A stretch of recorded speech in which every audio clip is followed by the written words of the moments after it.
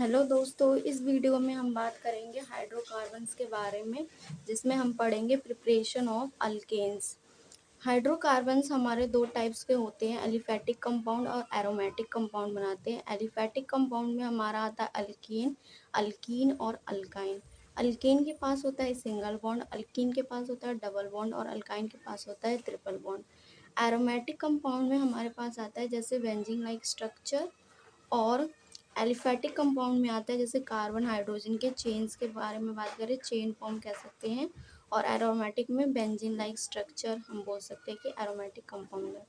तो अगर हम इसके जनरल फार्मूला की बात करें तो क्या है, CnH2n+2। ये अल्केन के लिए, अल्कीन के लिए CnH2n और अल्काइन के लिए CnH2n-2। चलिए हम n की वैल्यू 1 रख के देखते हैं। अगर n की वैल्यू यहाँ 1 रखेंगे, 2 × 1 + 2 कितना होगा, CH4। अगर n की वैल्यू यहाँ पे हम रखेंगे 1, तो यहाँ पे क्या बनेगा, यहाँ 1 और यहाँ 2 × 1 क्या होगा, CH2।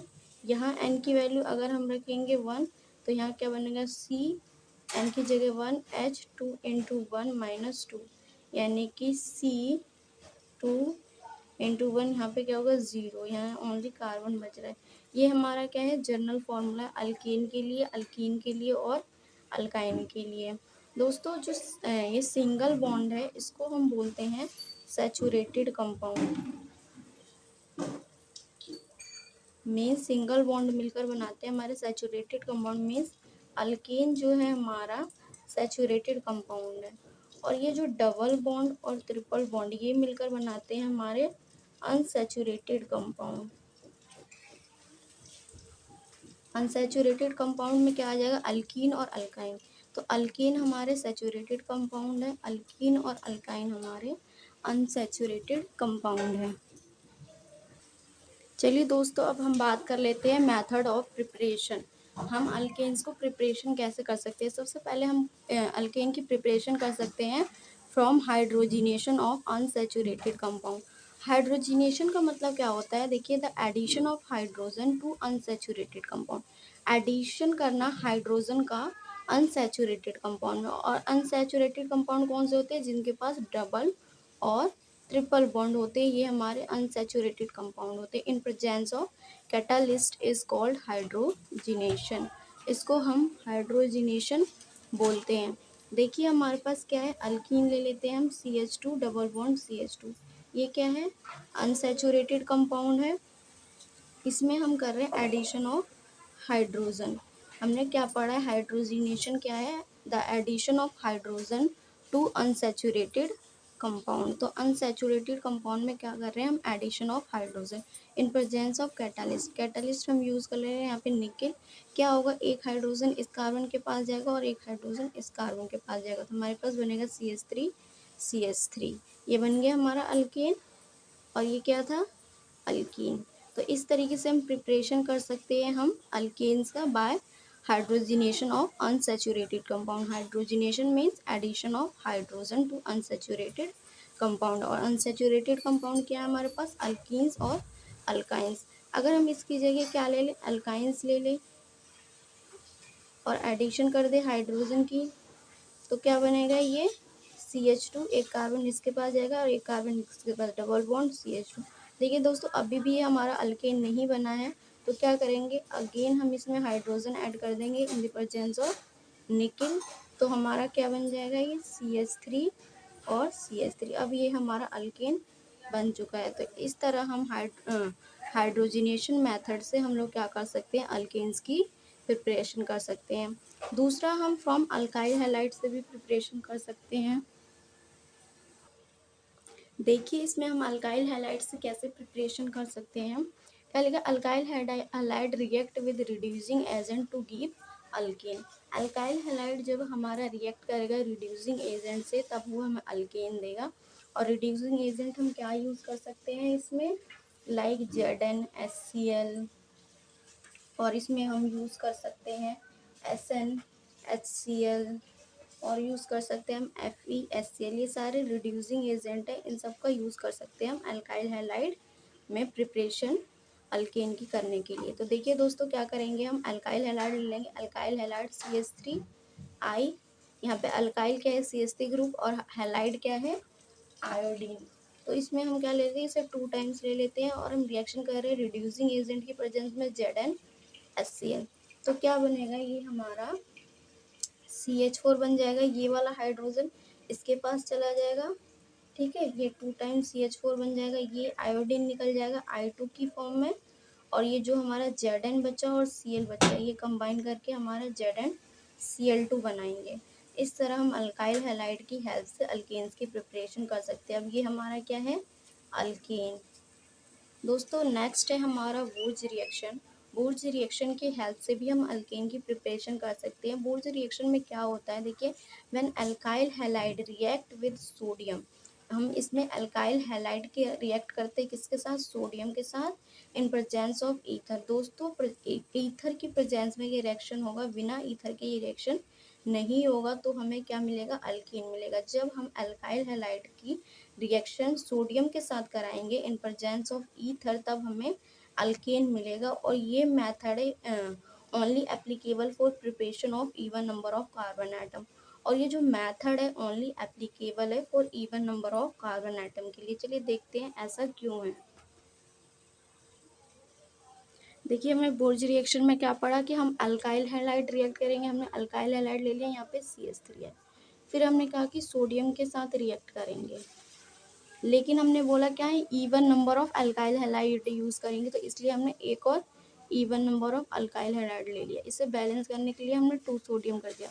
और किसकी प्रेजेंस में ये रिएक्शन होगा, ड्राई ईथर। बिना ड्राई ईथर की प्रेजेंस में ये रिएक्शन नहीं होगा। हमने वुर्ज रिएक्शन में क्या पढ़ा कि अल्काइल हैलाइड रिएक्ट करेगा सोडियम से इन प्रेजेंस ऑफ ड्राई ईथर, तब हमें क्या मिलेगा, अल्किन। अब देखिए क्या होगा, ये आयोडीन और ये आयोडीन इस सोडियम के साथ निकल जाएंगे, ठीक है, तो हमारे पास बनेगा CH3 और CH3 और निकल जाएगा 2Na।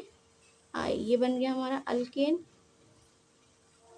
ठीक है। इस तरीके से हम प्रिपरेशन कर सकते हैं। एक और ले लेते हैं हम, जैसे CH3 CH2I, फिर हमने 2 टाइम्स सोडियम ले लिया, क्योंकि हमें even number of carbon atom लेना है, इसीलिए हमने सेम ले लिया even number of carbon atom, CH2 CH3। फिर से क्या होगा, ये आयोडीन इस और ये सोडियम बाहर निकल जाएंगे, तो क्या बन जाएगा हमारा CH3 CH2 CH2 और CH3, 2Na बाहर निकल जाएगा।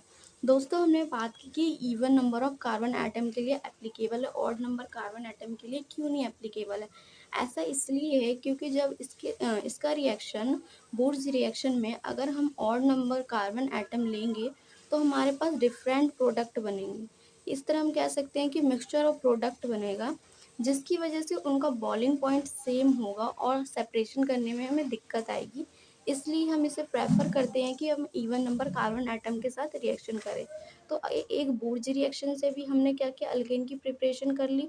नेक्स्ट दोस्तों है फ्रॉम कार्बोक्सिलिक एसिड। हम कार्बोक्सिलिक एसिड से भी प्रिपरेशन कर सकते हैं अल्केन्स की।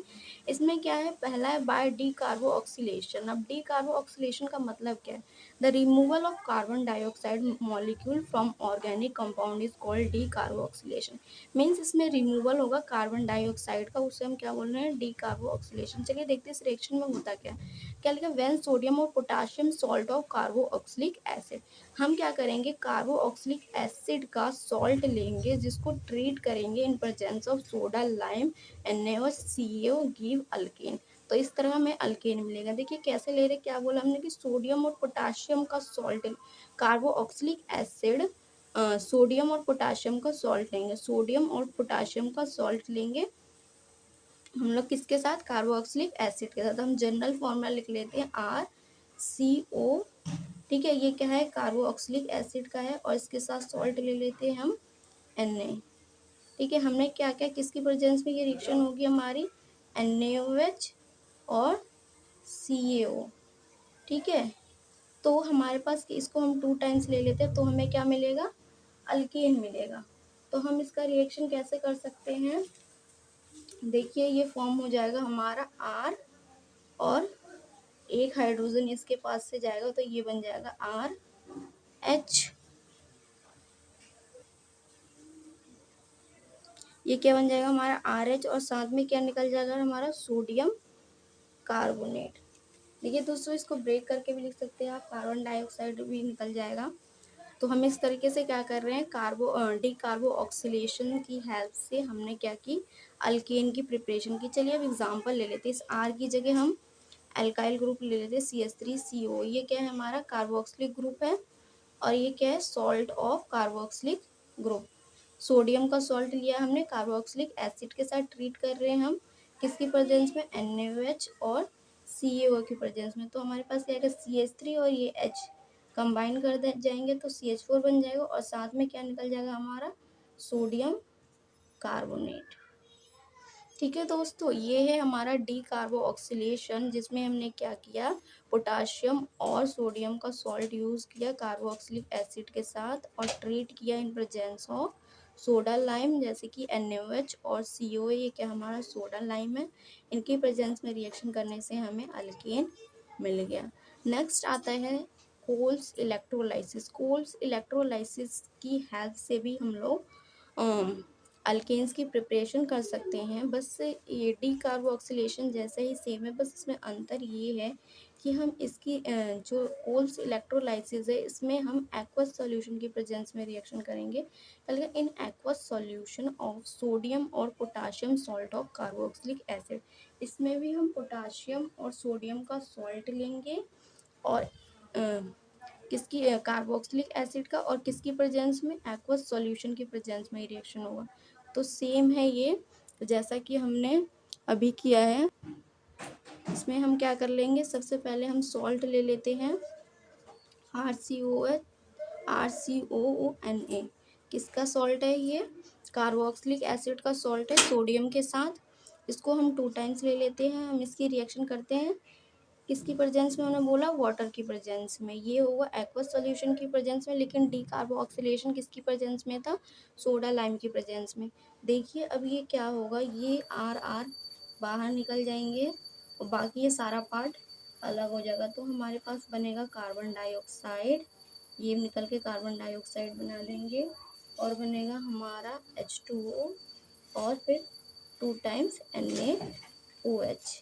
कैसे, ये Na, यहाँ से OH, ये CO2 बाहर निकल गया 2 टाइम्स, यहाँ से बचा हमारे पास Na, 2 टाइम्स Na, यहाँ से H2O और OH यहाँ बाहर निकल गए।